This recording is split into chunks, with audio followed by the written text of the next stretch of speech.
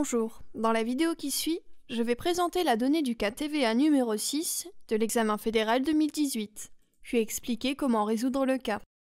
Lors de l'examen, le temps à disposition pour résoudre le cas est d'environ 15 minutes. La problématique du calcul de l'impôt dû en cas de prestation à soi-même ou lors de fourniture de prestations au personnel ainsi qu'à des personnes proches est traitée dans ce cas. Il s'agit de résoudre 5 exercices en relation avec cette thématique TVA. Les exercices font parfois référence à des années antérieures à l'année 2018. Par conséquent, il est bon de se rappeler que les taux TVA de l'époque étaient différents de ceux utilisés aujourd'hui. La donnée du cas est la suivante. Exercice 1A. Pour les cas suivants, veuillez déterminer les éventuelles conséquences fiscales en calculant le montant de TVA et en précisant, en tenant compte des abréviations proposées ci-après et en cochant la bonne case. TVA due sur le chiffre d'affaires, impôt préalable déductible, correction de la déduction de l'impôt préalable, réduction de la déduction de l'impôt préalable. Si un cas n'entraîne aucune conséquence fiscale, une justification légale est demandée. Article, alinéa, lettre, chiffre si disponible. Sauf indication contraire, tous les montants s'entendent hors toute éventuelle TVA. Toutes les entreprises sont assujetties à la TVA. Pour effectuer certains calculs, il aura lieu de se référer à l'info TVA numéro 8 par privé. Exercice 1, commerce de montres. La raison individuelle Pierre Voltier à Lausanne offre en décembre 2017 aux personnes suivantes une montre neuve, prix de revient 240 francs, prix de vente 480 francs. Pierre Voltier décompte selon la méthode effective. Petit a, à son fils à l'occasion de ses 18 ans. Y a-t-il des conséquences fiscales? La réponse est oui.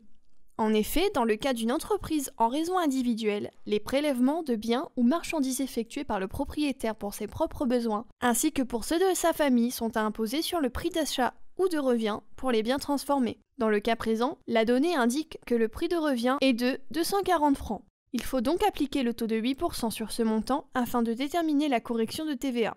Le montant de la correction est donc 19,20 francs. Dans une raison individuelle, la correction a toujours lieu en corrigeant l'impôt préalable. Petit b, à son vendeur à l'occasion de son 50e anniversaire. Y a-t-il une correction de TVA à entreprendre dans ce cas? La réponse est non. En effet, il faut se référer à l'article 47 alinéa 3 de l'ordonnance TVA qui stipule que pour les prestations fournies au personnel à titre onéreux, l'impôt doit être calculé sur la contreprestation effectivement reçue. Ainsi, les prestations fournies par l'employeur au personnel qui doivent être déclarées dans le certificat de salaire sont réputées fournies à titre onéreux. L'impôt doit être calculé sur le montant déterminant pour les impôts directs. Toutefois, les prestations qui ne doivent pas être déclarées dans le certificat de salaire sont réputées fournies à titre gratuit. L'existence d'un motif entrepreneurial est présumée jusqu'à 500 francs par année et par destinataire. En l'occurrence, le cadeau offert par l'entreprise de Pierre Voltier au vendeur à l'occasion de son 50e anniversaire est dans tous les cas inférieur à 500 francs. Le prix de vente est de 480 francs. Il n'y a donc aucune conséquence fiscale et aucun calcul TVA. Exercice 2. Jean Müller est actionnaire unique et directeur du magasin Volkov SA à Genève. En décembre 2017, il prélève une caméra du stock du magasin pour l'offrir à son épouse. Elle ne travaille pas dans l'entreprise. Pour sa fonction de directeur, un contrat de travail a été signé avec Volkov SA. Cette société décompte selon la méthode effective.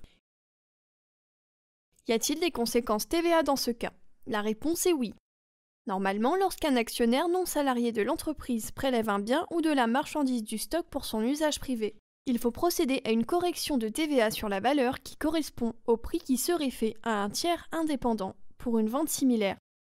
Dans le cas présent, le prix de vente est de 980 francs TVA incluse. Toutefois, considérant que l'actionnaire Monsieur Jean Müller est également salarié du magasin Volkov SA, il est autorisé de calculer la TVA sur le prix de vente préférentiel fait au personnel, selon le règlement du personnel. Dans le cas présent, la donnée du cas indique que le prix de vente préférentiel pour le personnel est de 550 francs hors TVA. Il s'agit de la contreprestation effectivement reçue. La TVA de 8% sur 550 francs donne un montant TVA de 44 francs qu'il s'agit de régulariser dans le décompte TVA en correction du chiffre d'affaires.